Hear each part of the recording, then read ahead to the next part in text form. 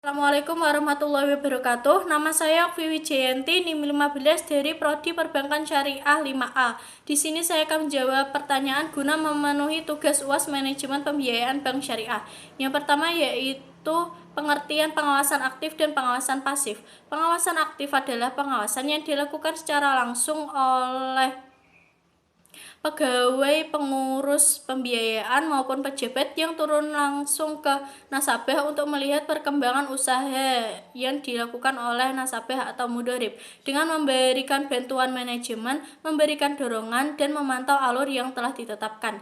Lalu pengawasan pasif adalah pengawasan yang dilakukan melalui laporan secara tertulis, melalui laporan keuangan, laporan penyaluran keuangan, dan lain-lain. Pengawasan ini tidak perlu terjun langsung ke lapangan, tetapi pegawai hanya melakukan dua aktivitas, yaitu meningkatkan analisa kredit dan memberikan kartu kepada para debitur, agar bank mengetahui apakah debitur tersebut melakukan penunggakan atau tidak dalam tiap bulannya. Yang kedua yaitu pengertian dari downgrading risk, dampaknya dan cara meminimalisirnya.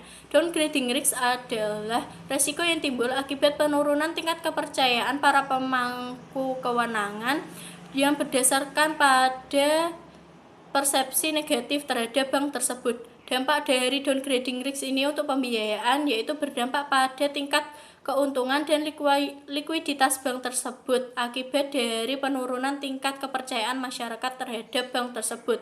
Cara meminimalisirnya yaitu dengan cara bank harus lebih berhati-hati dalam menjalankan bisnisnya agar tidak timbul publikasi negatif yang berdampak pada penurunan rating bank tersebut. Yang ketiga yaitu jenis-jenis pembiayaan sindikasi dan prosesnya. Jenis-jenis pembiayaan sindikasi ada tiga. Yang pertama yaitu lead syndication. Lead syndication adalah sekelompok bank yang bekerja sama untuk membiayai suatu proyek dengan dipimpin oleh satu bank yang disebut dengan lead bank. Modal dari masing-masing bank tersebut disatukan sehingga tingkat keuntungan dan kerugiannya menjadi hak dan tanggungan bersama dan dibagi atas porsi modal dari masing-masing bank tersebut.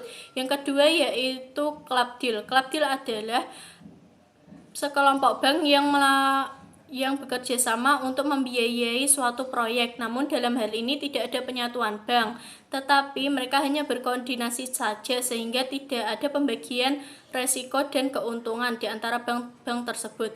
Yang ketiga yaitu subsyndication. Subsyndication adalah bentuk kerjasama antara satu bank dengan salah satu bank peserta pembiayaan sindikasi yang lainnya.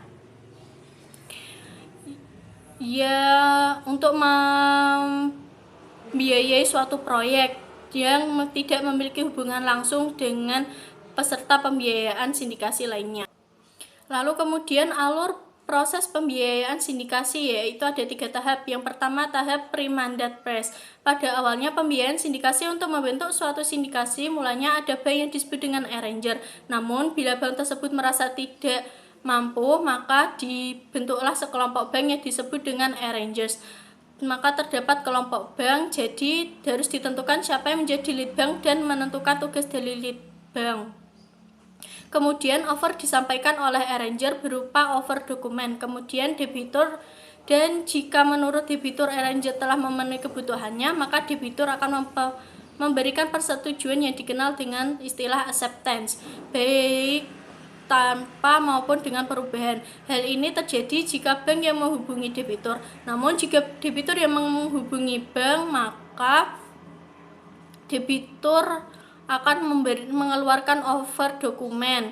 Jika bank bersedia, maka bank memberikan acceptance kepada debitur. Kemudian arranger akan meminta debitur untuk mengeluarkan mandat agar dapat membentuk sindikasi. Tahap yang kedua yaitu post mandate phase, di mana dilakukan dengan penyiapan draft dokumentasi kredit. Di sini debitur dan lead manager akan menyiapkan dua dokumen yang disebut dengan information memorandum dan perjanjian pembiayaan sindikasi. Setelah ini semua disepakati, maka kemudian arranger akan menyeleksi bank yang diundang untuk bergabung dalam sindikasi kredit dan juga harus diputuskan mengenai parameter yang digunakan untuk menentukan setiap bracket.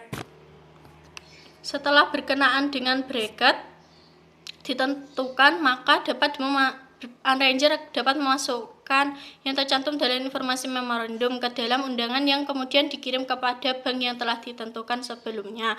Kemudian debitur akan melakukan roadshow dengan berkeliling menemui bank yang berminat untuk memberikan pembiayaan.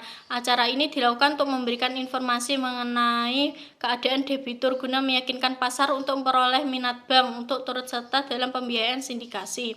Kemudian jika bank tersebut berminat, maka bank tersebut akan mengirimkan perjanjian pembiayaan sebelum ditandatangani. Selanjutnya, yang harus dilakukan adalah penunjukan agen bank, di mana para peserta sindikasi harus menyepakati siapa yang bertindak sebagai agen bank yang berhubungan dengan suatu legal counsel sebagai perwakilan atas bank-bank peserta sindikasi dalam rangka menegosiasikan terkait penyusunan perjanjian pembiayaan sindikasi dengan debitur. Setelah itu dilakukan upacara penandatanganan perjanjian pembiayaan sindikasi dan selanjutnya dilakukan publisitas dengan press conference.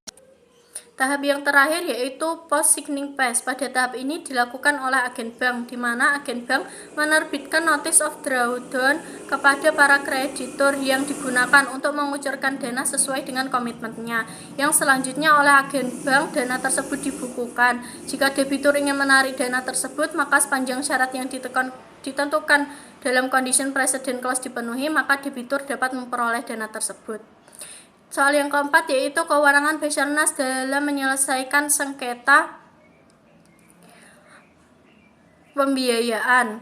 Kewenangan Basarnas dalam menyelesaikan sengketa pembiayaan diatur dalam pasal 1 Peraturan Prosedur Basarnas yang meliputi 1. Menyelesaikan secara adil dan cepat mengenai sengketa yang berkaitan dengan muamalah yang timbul dari perdagangan, industri, jasa, keuangan, dan lain-lainnya yang secara hukum dan peraturan perundang-undangan dikuasai sepenuhnya oleh para pihak yang bersangkutan, dan para pihak yang bersengketa tersebut sepakat secara tertulis untuk menyerahkan penyelesaian kepada Basarnas sesuai dengan prosedur yang telah ditentukan.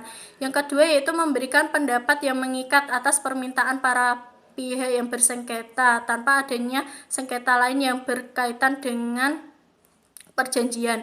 Soal yang kelima yaitu bagaimana strategi bank dalam menghadapi persaingan pembiayaan online. Strateginya yaitu yang pertama melakukan promosi dan memberikan hadiah menarik bagi nasabah agar masyarakat berminat untuk menabung di bank tersebut.